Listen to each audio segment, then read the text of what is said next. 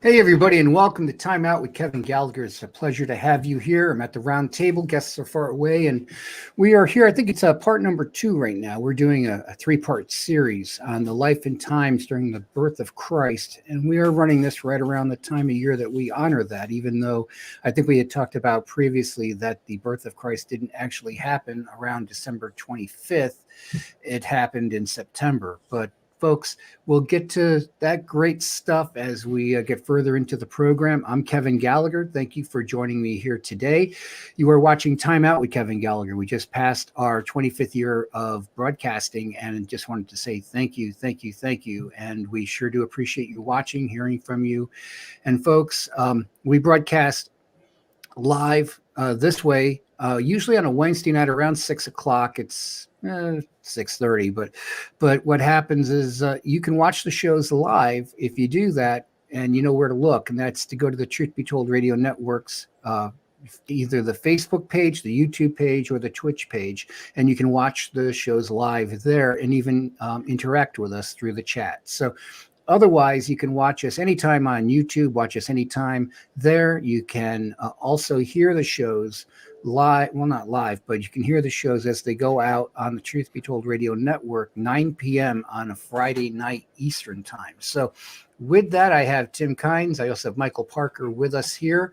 We're going to be continuing this discussion, and it's one of those things, guys, that I know Tim, you'll talk about, and that is that we have really a fantastic story that gets told, but the story that's told versus the really true one, that which is fantastic, it isn't anywhere near as neat and cool and great as the real thing. And we get told this story, and we all think it's great. We grew up listening to it, and we know it by heart, but it's not true.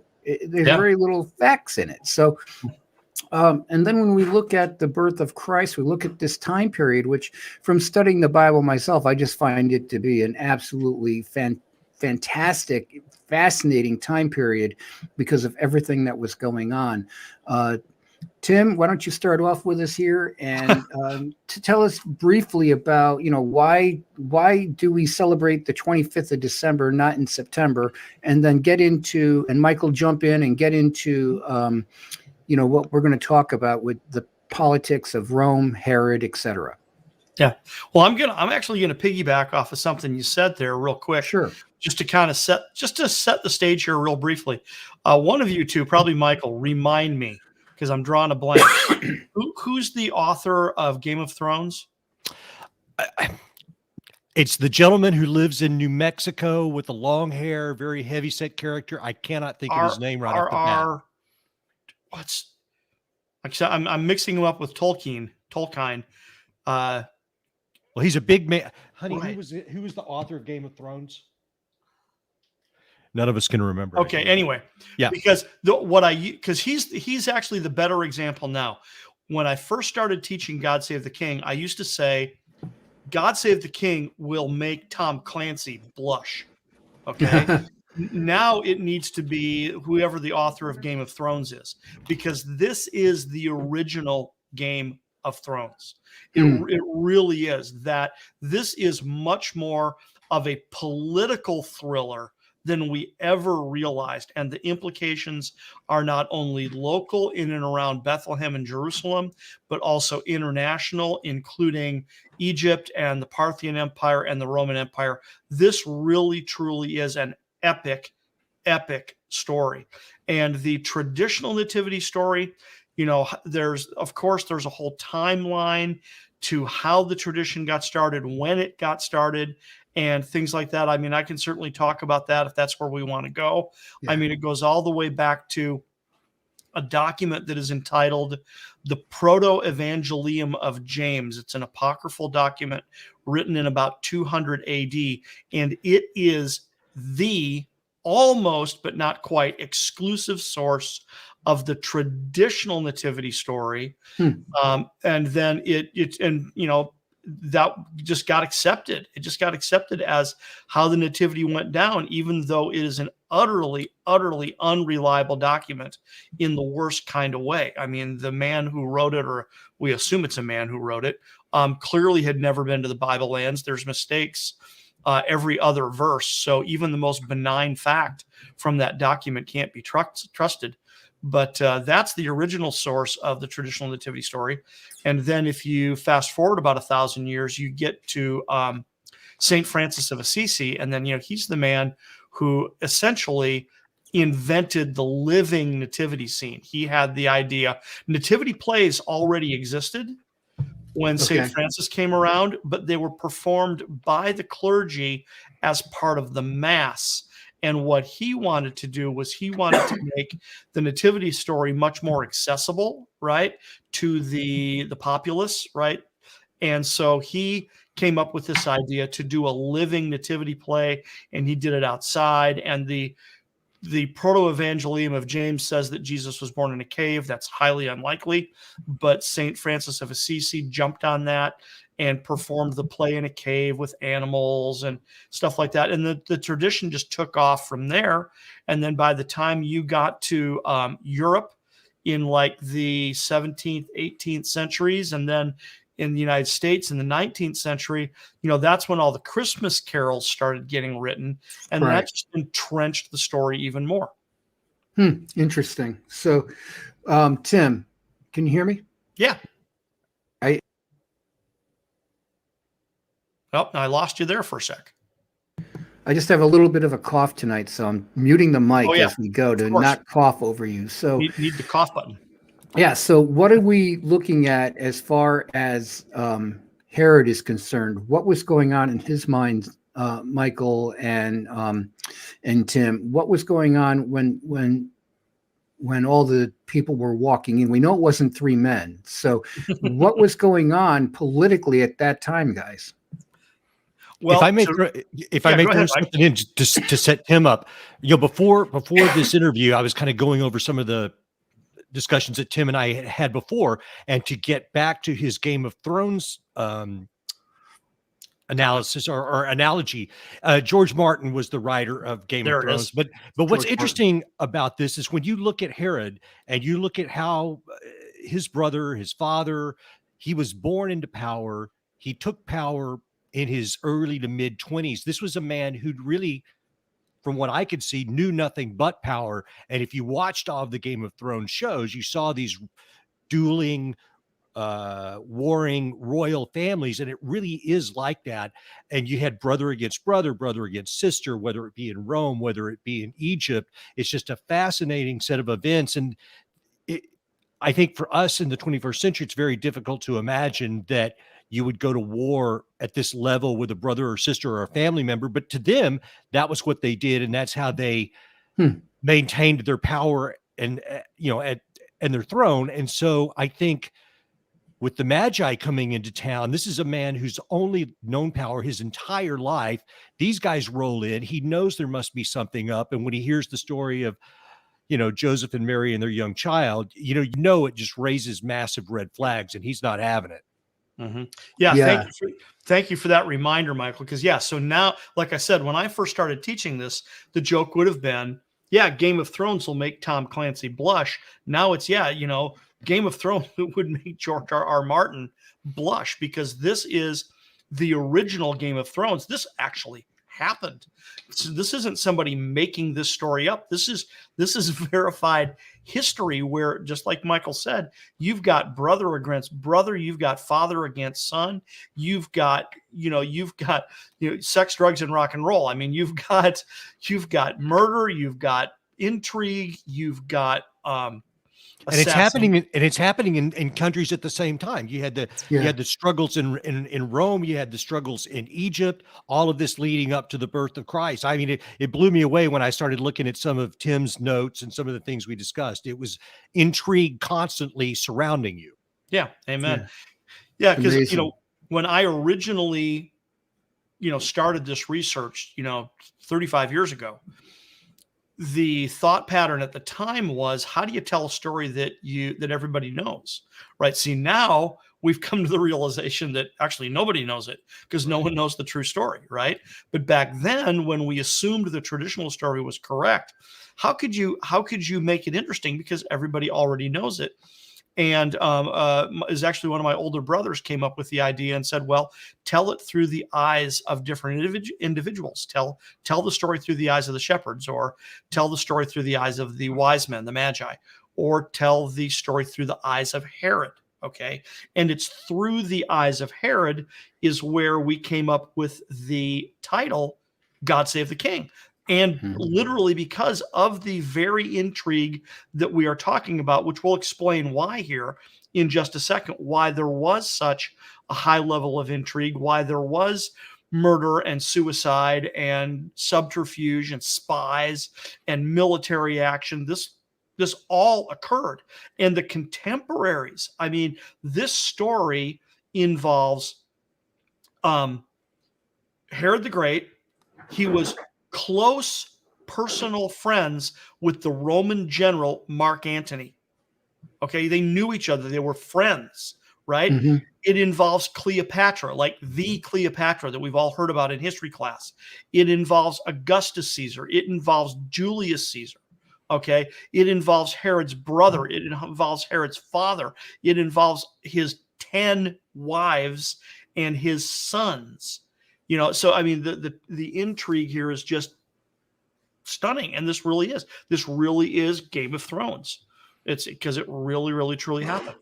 Jim, when you say it like that, it's funny because I I'm no great historian, but when I think of a period of time with that many famous names all existing in the same time period, there's not many of those periods, right? Where you've got these universally, globally known names on the stage roughly the same time.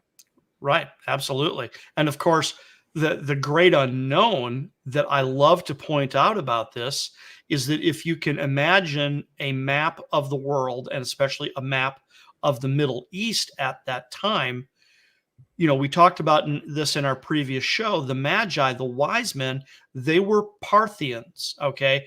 A rough, very, very rough equivalent would be to call them Persians, but that's actually not technically correct. They were Parthians, and the Parthian Empire was the great empire to the east of the Bible lands, okay? And they came from the east to the kingdom of Judea to acknowledge this newborn king of the Jews that they had read about in the stars.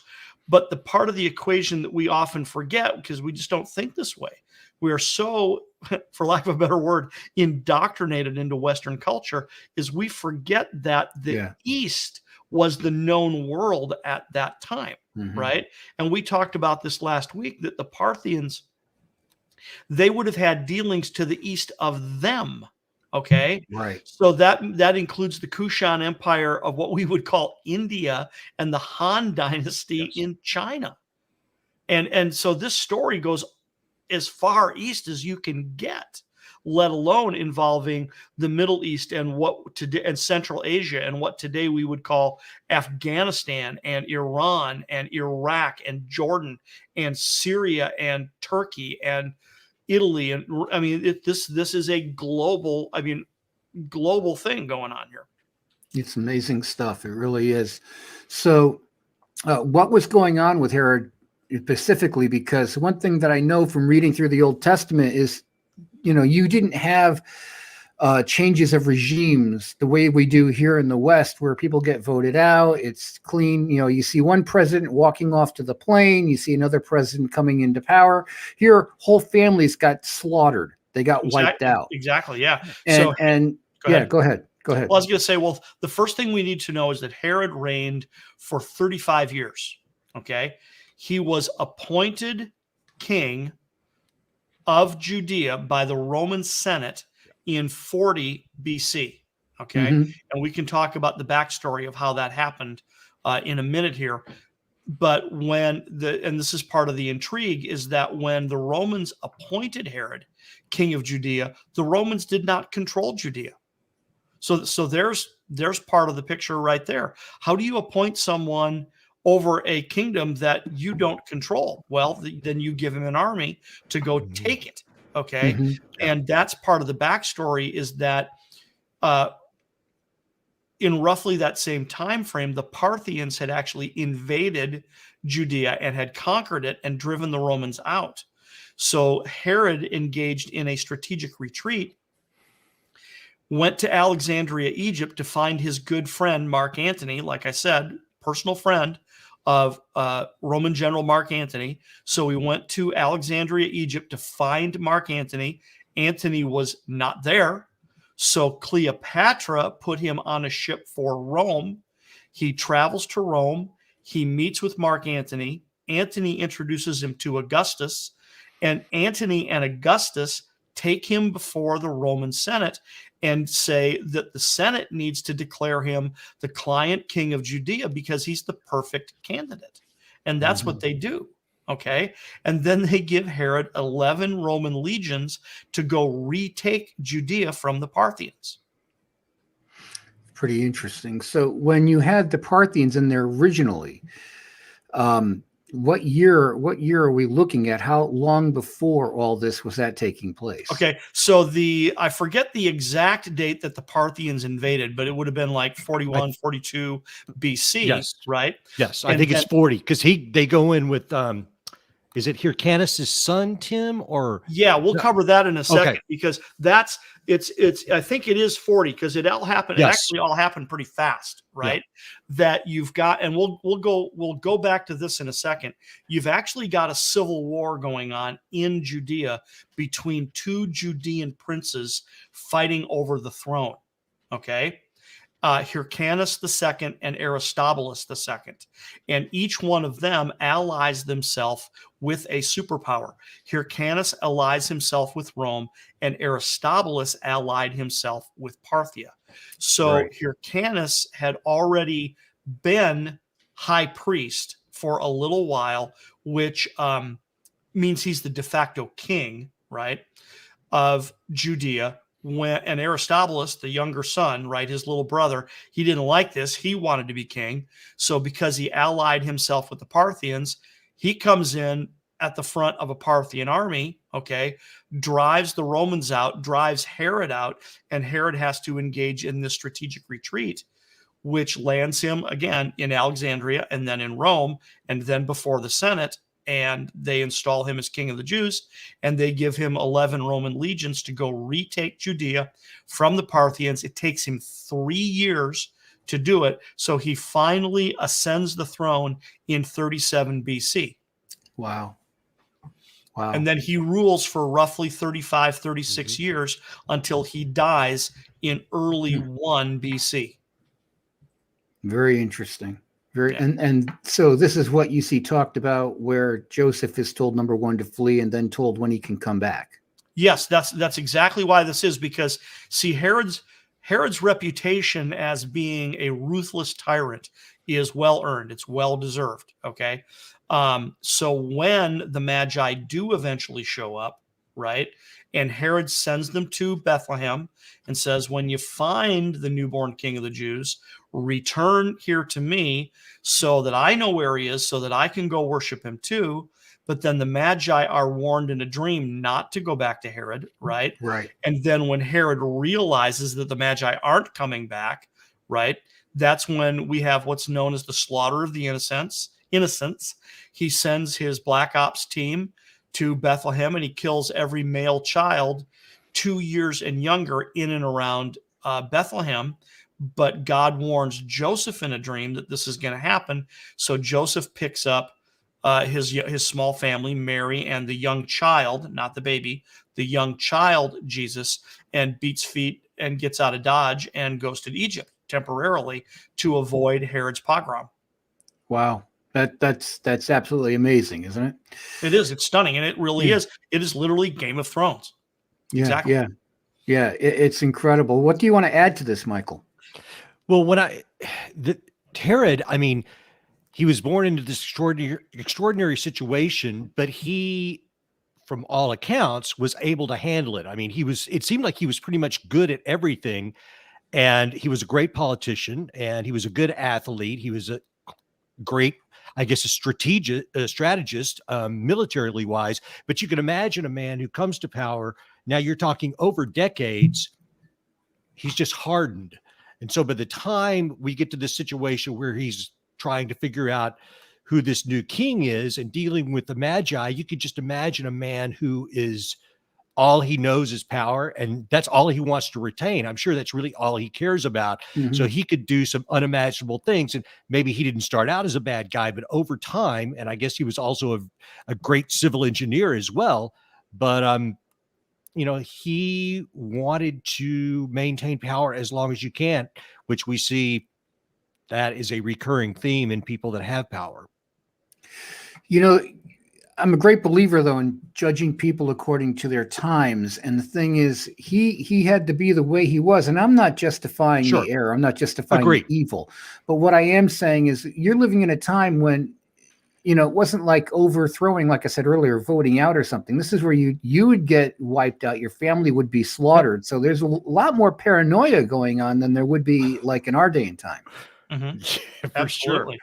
Well, he killed some family members, didn't he, Tim? Exactly. That's what I was just about to lead into, is the fact that, like I said, so prior to him, the ruling party, for lack of a better word, the ruling party in the kingdom of Judea was a family that we know by a couple of different names. We call them the Maccabees, or we call them the Hasmoneans, right? Got it. And if you do your history, if you back up and get a running start, right?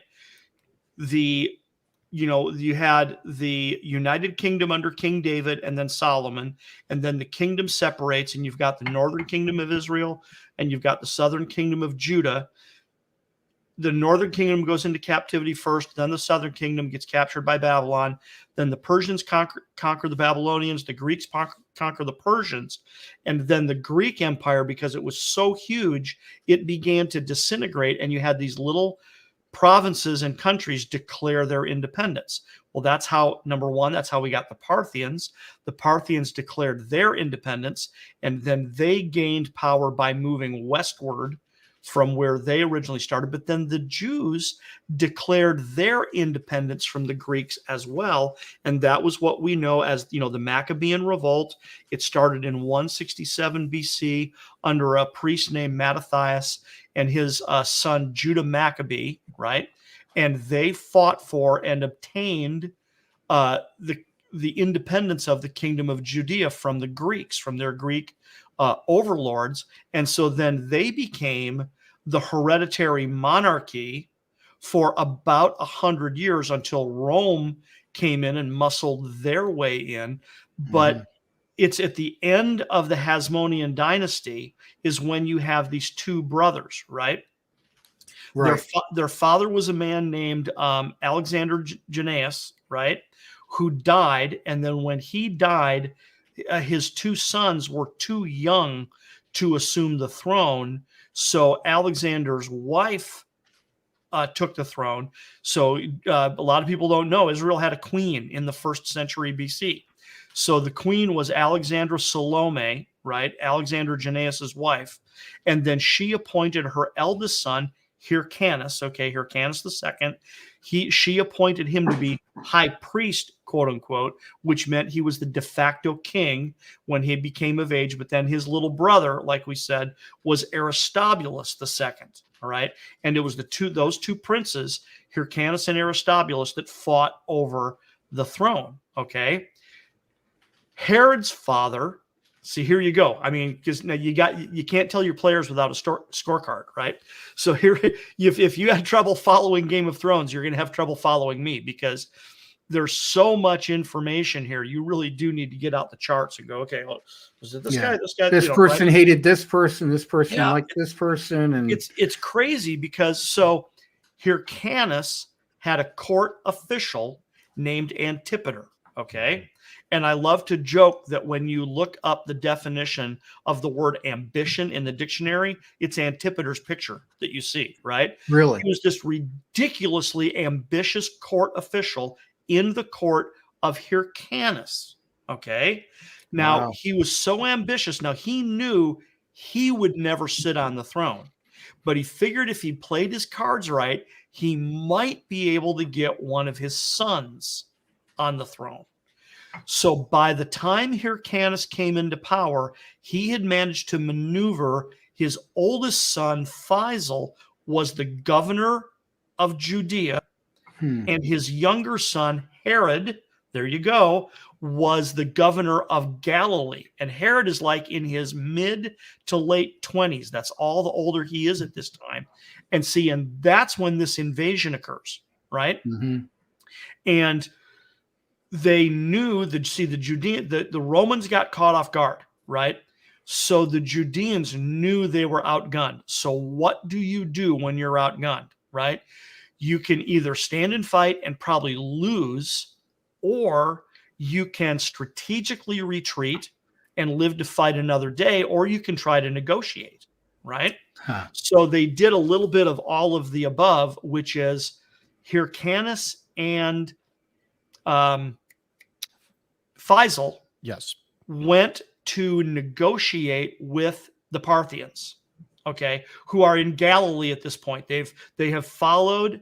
See, this is part of why I surmise the route that the Magi traveled was what it was, is because these guys would have done the same thing. They would have followed the Silk Road parallel to the Euphrates River until they got to Rasafa in what would be Syria today, right on the Turkish border. The biblical, in the Bible, it's called the city of Rezeph. Okay. And then that's where they would have crossed the river and picked up the King's Highway and traveled south through Damascus and then invaded Israel from the north. That was the most common way of invading Israel, right? And we've got the records. I mean, we know the Parthian general's name. We know the Parthian king's name. The Parthian general was named Barzaphanes, and they invaded from the north. So Faisal and Hyrcanus take off to go negotiate with the Parthians. Herod stays in the rear, okay, just in case everything goes sideways, okay? That's the whole point, right? So he stays in the rear, and then he finds out that, yep, it has gone sideways. Because, see, Aristobulus has invaded with the Parthians. He's in the negotiations with his own brother, right? Okay, and Aristobulus wants to be king. He doesn't want Hyrcanus to be king. And I'm using the phrase king loosely because technically they were the high priest. Okay. When the Jews came back from the captivity, when the Persians released them and allowed them to go home, they allowed the priestly families to get reestablished, but they did not allow the royal family to get reestablished, okay? Because why would you want a legitimate king on the throne of the country? That would only encourage rebellion. So what they would do is that because they allowed the priestly families to be reestablished, the high priest became the de facto king of the country without it being a legitimate king, which also, see, that's part of why the Jews were clamoring and why there's such emphasis in the infancy narratives for the house of David, right? Because we're told Joseph is of the house and lineage of David. We're told Mary is of the house and lineage of David. They have to travel to their ancestral hometown for a registration because they are royals, right? Because this is that oath of allegiance to Caesar that requires all the noble and royal families to register. And there's this big deal about the house of David. Well, that's because Israel has not seen a legitimate king for 600 years. And they're wondering, because they know the prophecies. They know the prophecies about the Messiah. They know the prophecies about the land. It's when, oh Lord, when is the Messiah going to come and throw off this yoke of bondage once and for all, right? And Herod, he doesn't fit any of that. He doesn't have a drop of Judean blood. His own subjects can't stand him, right? But back to Hyrcanus and Aristobulus and this negotiation, right? The legend, quote unquote, is unclear. I forget which, and it's so unclear, I actually forget what Josephus writes, that Aristobulus either cut off the ears of Hyrcanus or he bit them off. Okay. But the point was being by disfiguring his own brother, that prevented him from being high priest, because the high priest could not have blemish or spot according to the law of Moses. Oh, okay. Okay. So he, bites his ears off or cuts his ears off. And that's Hyrcanus. And then Faisal gets put in this situation. Again, the legend is unclear whether he was murdered or whether he committed suicide, whether he got in such a position where, he just knew he was going to end up dead, right? So it's, do I wait around for them to kill me, or did I just kill myself because I'm dead, I'm toast, right?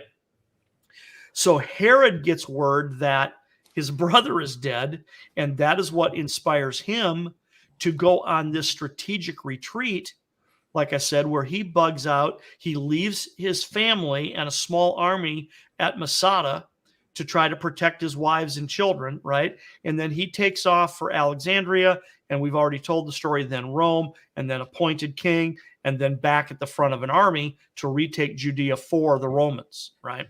Yeah, it's amazing. Tim, let me ask you a question, because this is one thing I don't understand. When we did the TV show, I think I even made the comment that it sounds dicey, but it's like when Hyrcanus and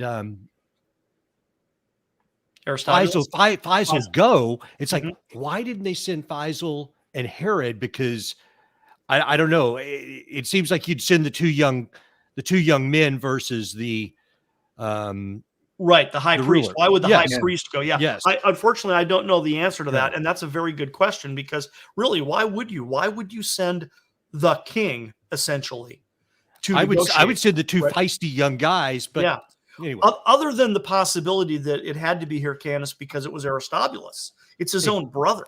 That's what logically seems like would be the case. Yeah, that seems like that's got to be the case to me, is that, face to face. Yeah. Very interesting. Mm-hmm. Yeah. So you got all this intrigue going on. So who exactly then are the people marching into Jerusalem that's causing the uproar in the city? Well, now remember, because you got to put this in context now. I'm going to take advantage of this to put this in context. Okay. So Faisal is the de facto king. His brother has allied himself with the Parthians. The Parthians invade, full-blown invasion. They take the country.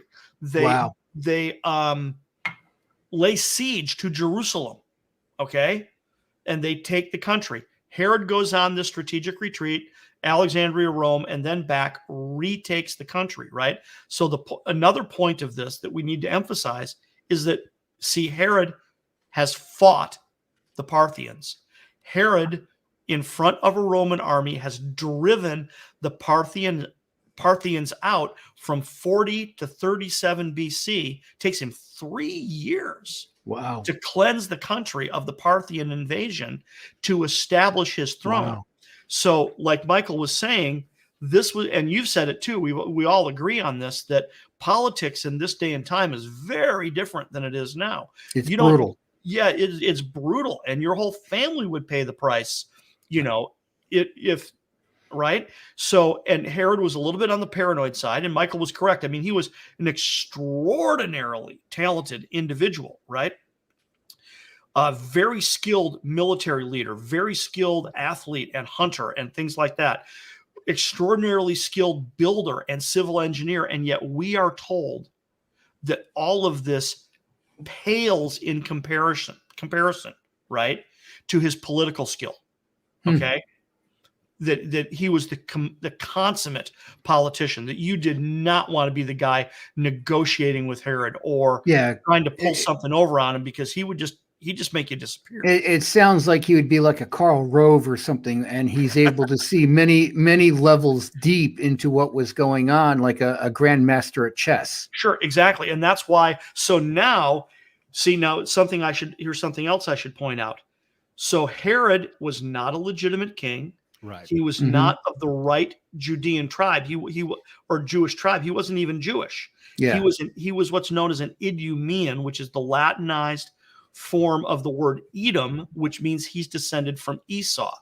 So you had the twin sons of Isaac and Rebekah, Jacob and Esau, or Esau and Jacob.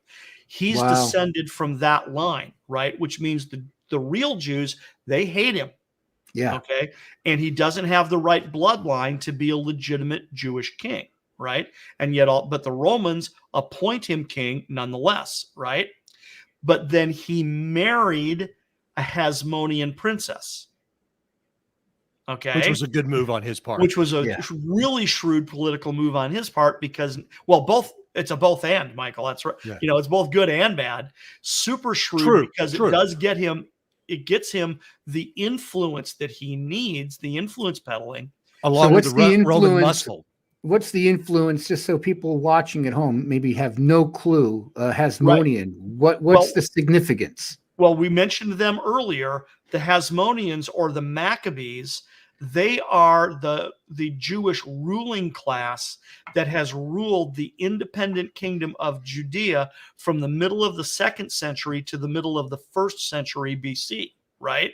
Now, they weren't the right tribe either, but at least they were Jewish. And now Herod has married a Hasmonean princess, which gives him pseudo-legitimacy, right? In the eyes of the people, so to speak, or at least in the eyes of Rome, and certainly in his own eyes, he thinks now he's legitimized because he has married a Hasmonean princess, right? But the challenge here is that his wives and then his sons actually have a better claim to the throne than he does, because they're at least Jewish. They may not be of the tribe of Judah, but they're at least Jewish, whereas Herod is not of the right tribe. He can't be a legitimate king according to the law of Moses, right? Sorry. But he's been appointed by the Romans, but he's defeated the Parthians, right? Right. So now he spends the next 35 years playing Game of Thrones, defending his throne against any challenger. Fascinating, because he didn't have the right bloodline. He didn't have he had the political chops, and he has fended off all adversaries very successfully. And then we get to the time of the birth of Christ, and now kind of all Hades breaks out. Exactly, because now you put it into the big international context. He is allied with Rome, right? Okay. He is now running Judea for the Romans. He's really good at it. He was declared a friend of Rome by Augustus Caesar, okay, for the vast majority of his career. So that means he's not a subject. Would that be like having favored nation status nowadays? Exactly. Yes. Yeah. So because Mark Antony commits suicide, but then he's friends with Augustus now. I mean, come on, the first emperor of the Roman Empire, Caesar Augustus, they're personal friends. And he has, like you said, favored nation status with the Romans. He is called a friend of Rome by Augustus. He builds a port city that did not exist. That's how good of a builder he was. Israel did not have a deep water port, which they needed for trade. So he builds Caesarea Maritima. So that's named for Caesar. Okay. And Maritima just means maritime. It means, Caesarea on the sea, right? Wow. Caesarea by the sea. So he builds the entire city and digs the port, right? I mean, I've got a totally fascinating book on him figuring out how to catalyze concrete, the equivalent of concrete. And they would make these giant concrete slabs and put them on a boat, and then they would sink them into the harbor, and the salt water would catalyze the concrete and create a breakwater so you could have a deep water port. Wow. I mean, this is how just amazing and fascinating this guy is. And he's a friend of Rome for most of his career. Not all.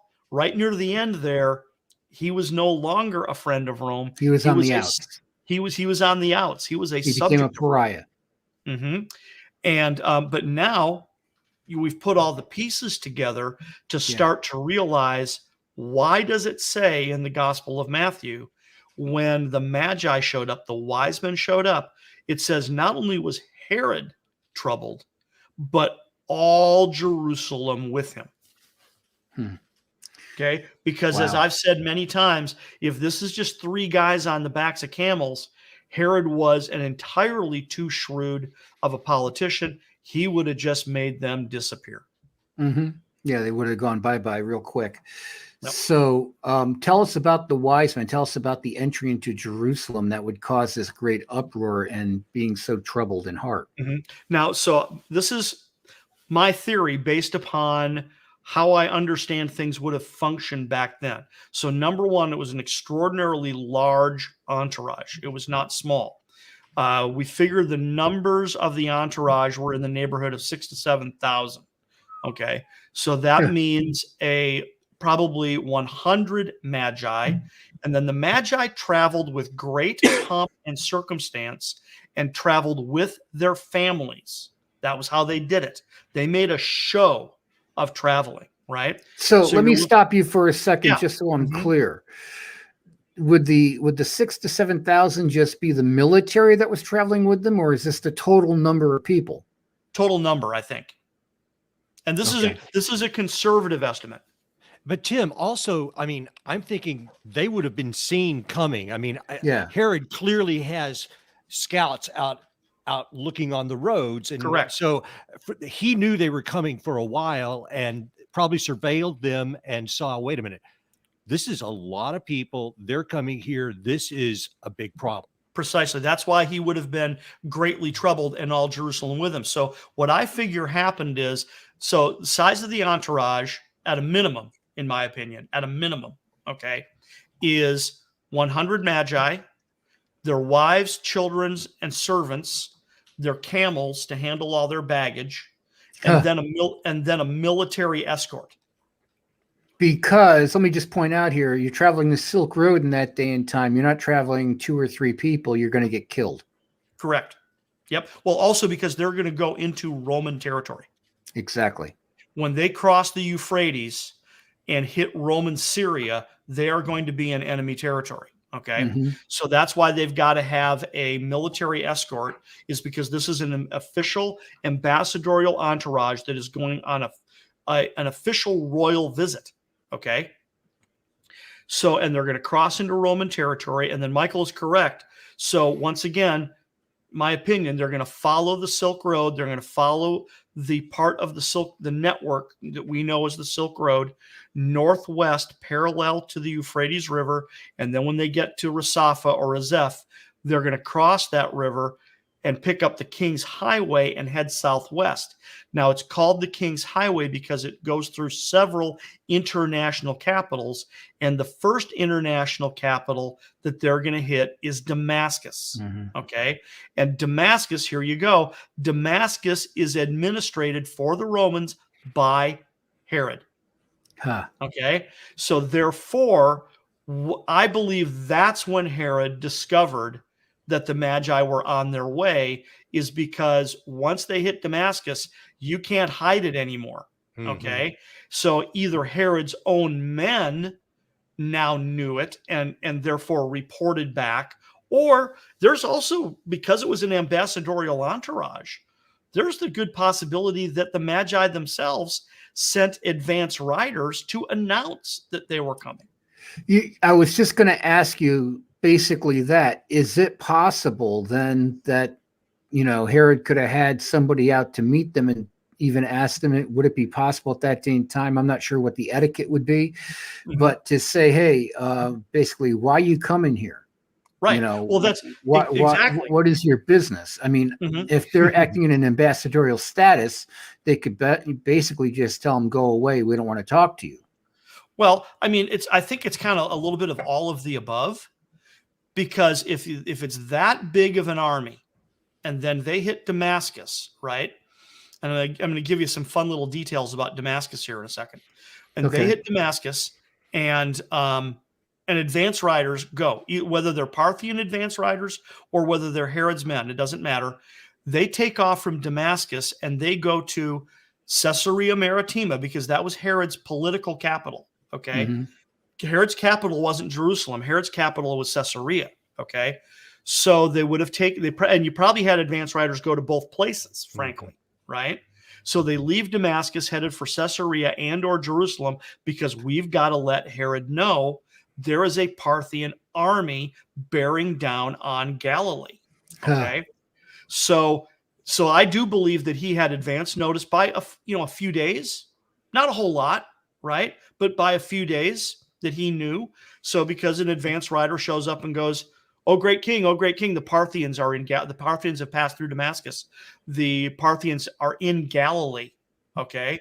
And that would create a panic. Even if you were told it's an ambassadorial entourage, it would still create a panic if you've got an army of 6,000 to 7,000, again, at the minimum. Okay. I think it was at the minimum. I think there's the possibility it was 3 or 4 times that size, but I just can't prove that historically just yet. Okay. Well, and he knows that nothing that size would be mounted for anything but an important announcement or conversation to be had. Exactly. They didn't just move around willy-nilly. Exactly. Like this is an enormous thing going on. There's something big going on. Let me share with you though some fun little details about Damascus. Okay. Whenever the Romans would conquer a city, they would always reorganize that city to exacting Roman standards. Always.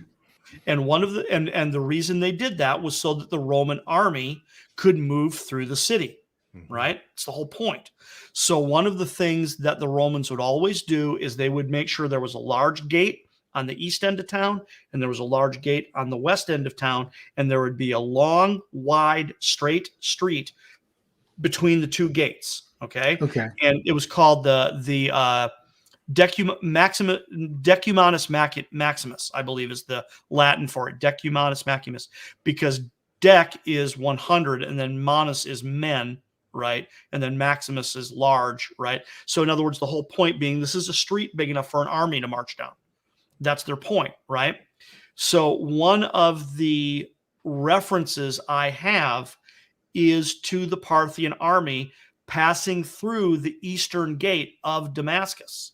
That's part of why we're guesstimating the size of this army, is because the source I have says that it took them from before sunrise until afternoon to pass through the eastern gate of Damascus.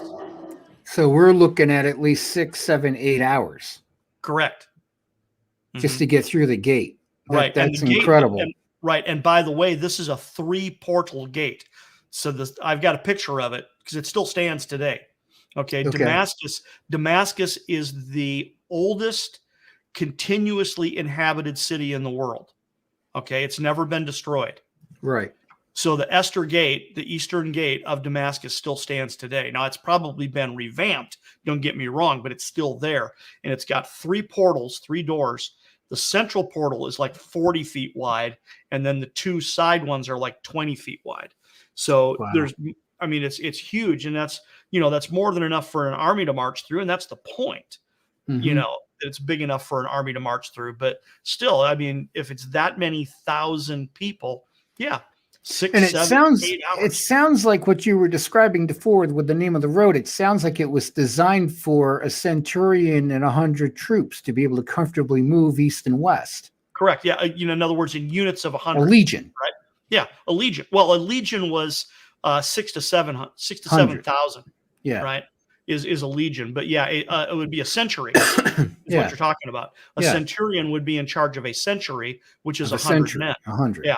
And then, by the way, just so you can tie it all together, the street that I am talking about is referenced in the book of Acts because it's called Straight Street. Straight Street. Yeah. That's the street called Straight. Yeah. Street called Straight. That's the Decumanus Maximus in Damascus. Yeah. Very interesting. So where do you want to go from here? Well, I mean, we're getting to the place where we're starting to run out of time, so we got to wrap up. But what I would point out is that, once again, this really is a real life Game of Thrones. So it really puts the story in a context that we didn't really realize was there. okay?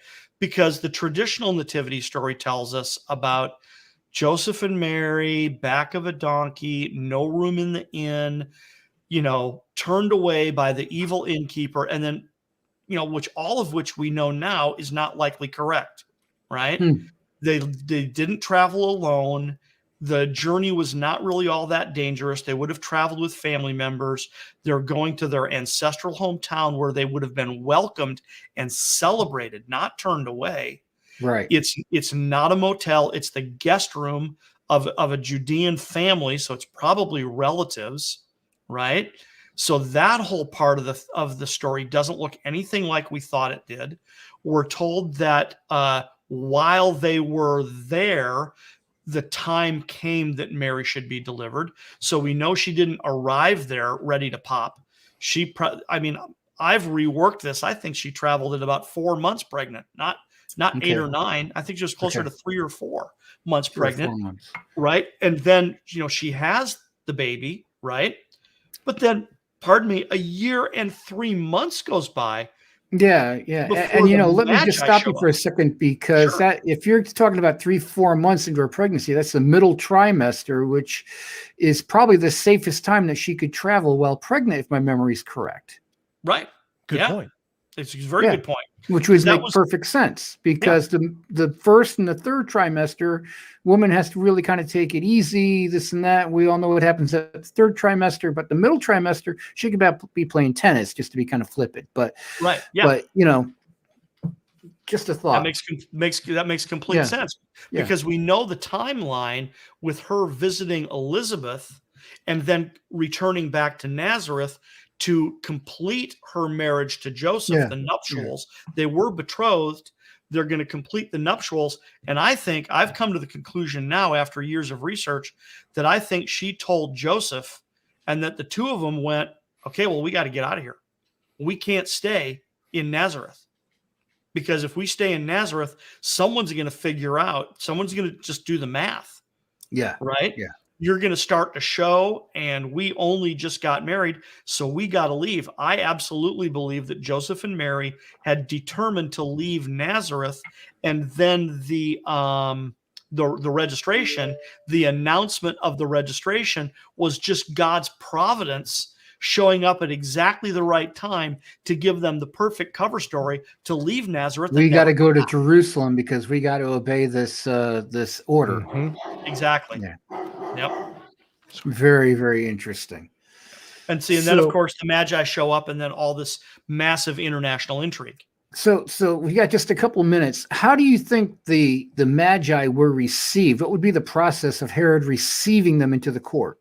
Well, I think what probably would have happened there is that once Herod received word that he would have sent riders to the Magi to acknowledge this is an ambassadorial visit, and we're going to receive you into our court. How many of you are going to represent your party and then come to my court? Because it's obviously you're not going to bring the whole army into Jerusalem, right? Right. So but the army is probably, I think they probably went closer than Galilee. I think they probably moved to the northern borders of Jerusalem, right? But Yeah, even yeah. if they remained in Galilee or just south of Galilee, right, Samaria, that would have made sense, because you've got the whole plain of Megiddo there that is a staging area where they could have hung out there, and they're only a day's ride, right, if they wanted to ransack Jerusalem. Yeah, and not to interrupt, but my memory is correct. I mean, you have that whole area of the world at that time had really big misgivings about putting military in cities like that. I mean, we even Right. get a term called crossing the Rubicon Yes, sir. Yep. about that. So they were very paranoid about that, keeping the military out in the outside of the city. Yeah, and plus they just would have been too big. So you keep the main army outside. You allow a royal entourage to come into the city, and then they meet Right. with Herod, I believe, with full blown, diplomatic, pomp and circumstance again. That you're receiving these ambassadors, and then Herod has an official meeting with them, and then Herod calls the religious leaders, and then we're told that Herod has a private meeting with the Magi. See, so that makes a whole lot of more sense now too, that, it even appears as if Scripture is telling us, yeah, you had this big official visit, but then once Herod starts to get a feel for what's going on, the politician kicks in and says, okay, I got to have a quiet meeting. Yeah, face to face. To get some intelligence, to figure out what I got to do here about this threat to my throne. So guys, the 400-pound gorilla in the room, in my mind, then, is this guy Herod thinking, okay, I'm coming to be deposed? Yes. Yeah, I think so too. Yeah. He could, because the Magi plain, and remember who the Magi are. One of their duties in their realm is they oversee royal succession. They determine who the new king of the realm is. And it can't be good. And that can't be good. Yeah. And there's no mystery about who they are and what they do. Okay. Herod knows who the Magi are. He's dealt with them before. Okay. Because Herod has a foreign policy with the Parthians. That's how you did it. Okay. Even if he's representing Rome, he's still got to have foreign policy with the Parthians, right? Yeah. So they show up and they get to his court and they say, where is he who is born king of the keyword Jews? Born king of the Jews with an army behind him. Because that's now talking birthright that Herod didn't have. Correct. Yeah. So, Michael, final thoughts. I got about 30 seconds or so. I'm going to keep this very quick. I didn't know a lot of this material up until several years ago, and I think we've reached zeitgeist time where now when I'm on the internet, on social media and stuff, I'm seeing more and more people point to the fact that Jesus Christ wasn't born on December 25th and was probably born in early September. It's just, you buy a car and then you see the same car on the freeway. That's what I'm seeing with this story. So I think we're at that point. Yeah, it's an idea, concept, the truth where the time has come for it to come to fruition. So, guys, I want to thank you very much for joining me here tonight on the program. It's interesting, and we'll be doing another installment very soon and continue this discussion. And we got to talk about this really some more, because I think you guys will agree with me. We've only scratched the very surface. Yes, indeed. And I hope you're fascinated as I am with everything. And folks, I'm Kevin Gallagher. Thank you for joining us here on the program tonight. Please tune in every Friday night, 8:30 p.m., every Monday morning at 11 a.m. And you can watch us on timeoutyoutube.com. And for shows like these, you can also find us on the Truth Be Told Radio Network's YouTube page. Go there. You can go to Twitch, the feed there for the network. And also, you can find us on the Facebook page for the radio network. So just look up facebook.com and the / and then just go TBTRN7 and you'll be there. Also, you can go to the radio network and you can listen to us on Friday nights, 9 p.m. Eastern. Thank you very much. And guys, we'll see you again in about a week. Thank you and good night. Thank you.